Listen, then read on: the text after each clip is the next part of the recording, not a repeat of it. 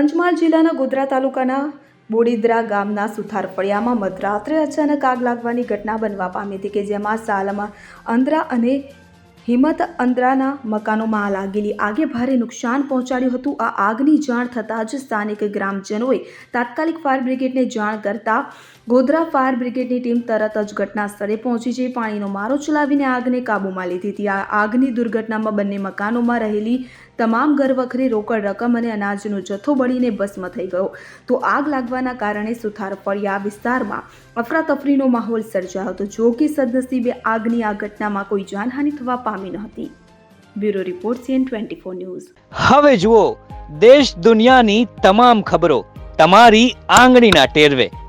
ઉઠાવો મોબાઈલ અને Google Play Store પરથી ડાઉનલોડ કરો અમારી CN24 ન્યૂઝ મોબાઈલ એપ।